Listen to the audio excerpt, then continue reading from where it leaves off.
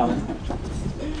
I'm Tony Borden. I'm the Executive Director of the Institute for Peace Reporting, and I stand here between a room full of journalists and a couple of cases of Vaughan Smith's finest house red and white wine, so I think I best be rather short. If we think about journalism, if it has a flip side as a mental process, maybe the flip side is memory. Journalism is about uncovering what's new facts and new information, and distributing it, packaging it, and distributing it for fresh and immediate impact.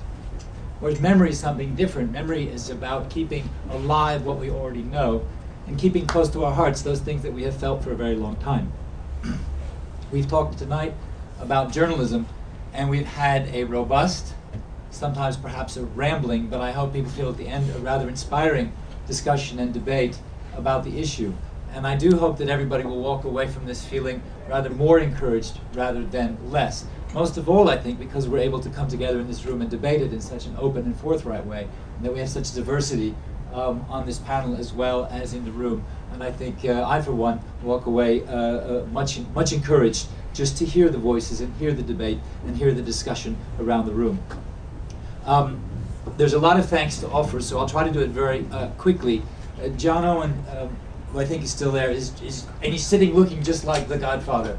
He is the Godfather of this small London community where he has supported and mentored so many of us. I would recommend you to buy this book, and there's a really excellent chapter on local journalism I'd recommend you to. But this is not a book of journalism, it's a yearbook of people who John has supported and mentored and helped over the years. So a huge thanks to John for what he's done for all of us. And somehow continues to. He's the only guy who makes me nervous when I see his energy and his ideas. He makes me exhausted. Usually people don't say that.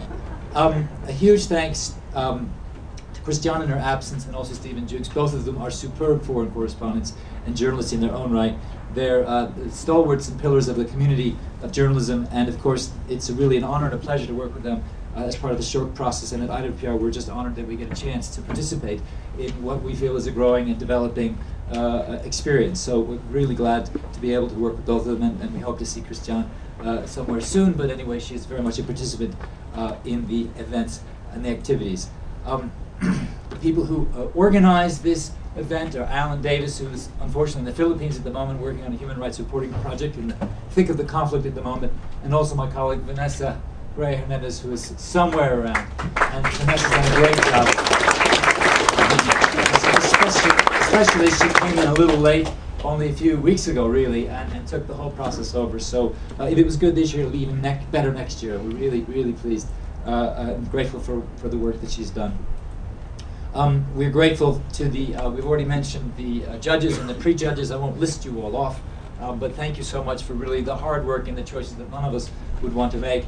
And that's, definitely there are funders and supporters of the Schork process, and particularly the Reuters Foundation, which really it's a moving tribute that this process was started, and we're so grateful that we can all be a part of it. And I think that when our colleague spoke about the importance of British journalism, Reuters is definitely one of those bright spots, of course, including the Financial Times. And most of all, of course, I think we'd like to thank and congratulate the winners of the award this year for their inspiration and their hard work and their contributions as well.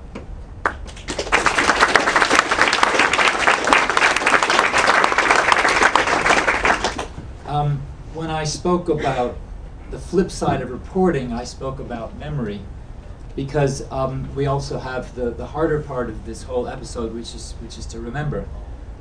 It was exactly in this space 2 years ago which an extraordinary woman gave a presentation about her late husband, Stephen Vincent. And if anybody was here at that time, I don't think you could forget that performance. If anybody knows what I'm talking about, I have adopted Bombay gin as my gin of choice. She gave the most remarkable recollection and memory of her husband, Stephen Vincent, and the loss that she suffered as a result of his reporting in Mosul. And last year we had an amazingly emotional experience when we commemorated Sahar al-Hadari, an Iraqi journalist, a colleague of ours, and of the Reuters Foundation news agency in Iraq. And it was an extraordinary experience. Another journalist who was specifically murdered because of the work that she had been undertaking. There have been numerous journalists killed in the last year, especially last year's, and over the decade. The numbers are hard to calculate depending on whether you talk about reporters or media professionals, but we all know it is a lot, it is too many.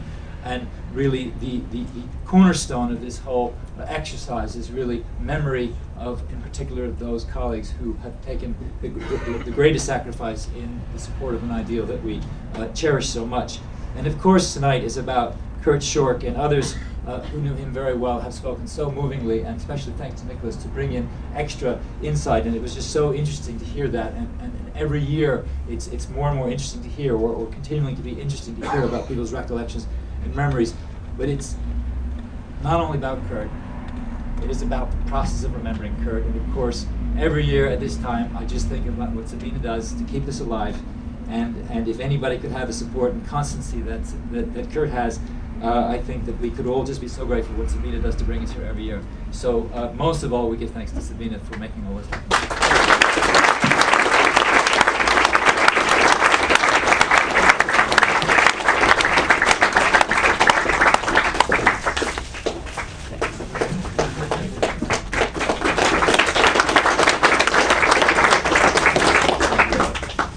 Okay, thank you very much. Please stay involved with any of the organizations.